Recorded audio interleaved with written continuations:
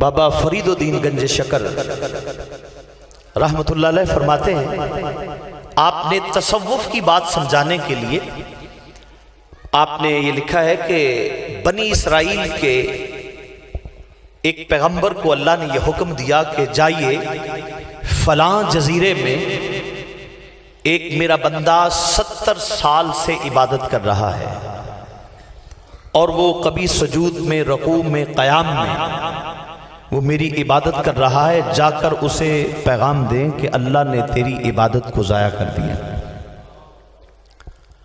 وہ وقت کے پیغمبر چلے، ان کو تلاش کیا، ڈھونڈا، وہ مل گئے تو انہوں نے سوچا کہ پتہ نہیں یہ کتنا عجیب انسان ہے، اس سے کیا خطا سرزد ہوئی ہے۔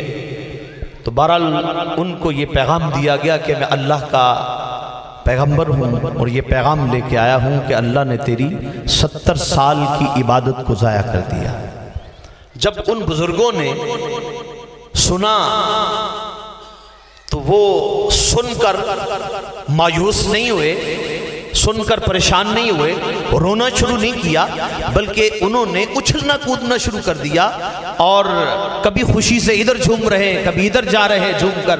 تو وقت کے جو نبی کھڑے تھے انہوں نے کہا اللہ کے بندے، خالق کائنات کا یہ پیغام ہے کہ تیری 70 سال کی عبادت کو ضائع کر دیا، تو یہ مقام ہے رونے کا، مقام ہے یہ ندامت کا، اور تو بڑا خوشی سے اچھل کود رہا ہے۔ اس نے کہا کہ بس ایک راز کی بات تھی، وہ میرے رب نے میرے ساتھ راز کی بات کی ہے، لیکن میں آگے یہ ایسے نہیں بتاؤں گا جیسے آپ کی توجہ ہے، سننا چاہتے ہیں ذوق پیدا کریں، آپ بھی کہیے سبحان اللہ۔ انہوں نے فرمایا کہ کیا راز کی بات ہے؟ انہوں نے کہا راز کی بات یہ، اگر وہ ناراض ہوتا تو جو ناراض ہوتے ہیں ان کے پاس کوئی قاصد بھیجے جاتے ہیں، ان کے پاس کوئی پیغام بھیجے جاتے ہیں۔ ایک بات تو سمجھ آئی، میں نہ تو یہ عبادت جنت کے لیے کر رہا ہوں اور نہ یہ میں عبادت کوئی ریاکاری کر رہا ہوں، بس میرا کام تھا اس کی عبادت کرنا، وہ قبول کرے مالک ہے اس کی مرضی، وہ ضائع کر دے رد کرے تو اس کی مرضی، لیکن راز کی بات یہ ہے کہ کم از کم اس نے مجھے اپنی نگاہوں میں تو رکھا ہوا ہے، نگاہ میں تو رکھا ہوا ہے۔ اگر نگاہ میں نہ رکھا ہوتا تو پھر تجھے پیغمبر بنا کر آج میرے پاس قاصد بنا کر نہ بھیجتے۔ بس بات اتنی ہے کہ انہوں نے، خواجہ صاحب بھی فرماتے ہیں، بابا صاحب بھی فرماتے ہیں کہ دعا کیا کرو کہ تم کسی کی نگاہ میں رہو۔ وہ کسی نے کہا کہ روح نماز ہے یہی، اصل نماز ہے یہی۔ لکھنے والوں نے تو یہاں بھی لکھ دیا، کہنے والوں نے تو یہاں بھی کہہ دیا کہ اگر نماز میں تاجدار کائنات کا خیال آ جائے تو نماز نہیں ہوتی۔ لکھنے والوں نے تو، گمراہوں نے یہاں بھی لکھ دیا، لیکن عشاقوں نے کیا لکھا ہے سماعت فرمائیں گے۔ روح نماز ہے یہی، اصل نماز ہے یہی، روح نماز ہے یہی،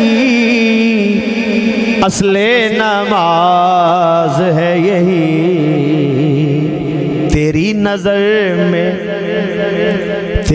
نظر میں میں رہوں، میری نظر میں تو رہے،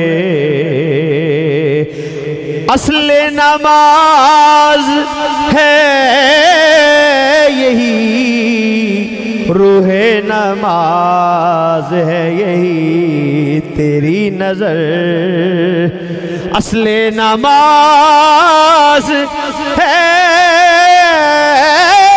یہی، روح نماز ہے یہی، تیری نظر میں رہوں، میری نظر میں تو رہے. سبحان اللہ کہیے، ذوق پیدا ہو جائے گا.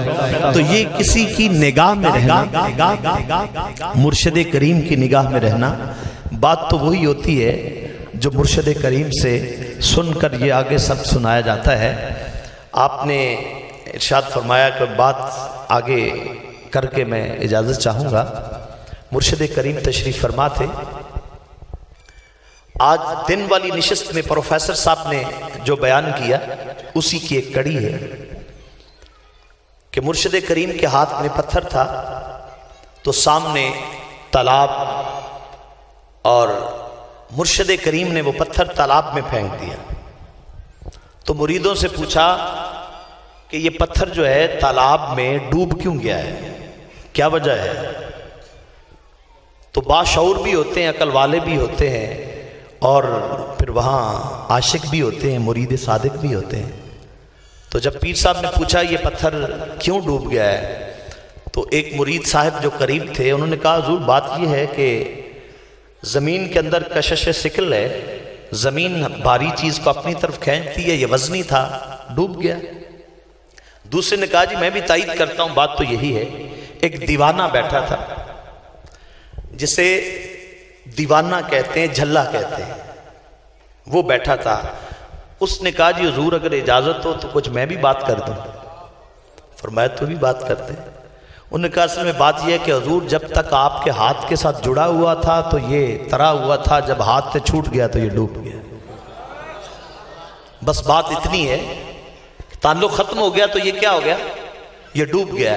اور صوفیاء بزرگان دین فرماتے ہیں، اور قرآن میں اللہ بھی فرماتا ہے کہ اللہ کا ذکر اس انداز میں کرو اور اتنا کرو کہ لوگ تمہیں دیوانہ کہیں، لوگ تمہیں دیوانہ کہیں.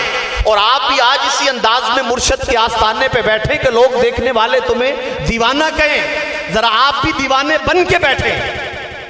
اور بزرگان دین فرماتے ہیں کہ جب تک کسی عاشق کو دیوانہ نہ کہا جائے، جھلا نہ کہا جائے، اس کے پاگل نہ کہا جائے، رسول اللہ کی لسٹ میں بھی وہ عاشق رسول نہیں ہوتا.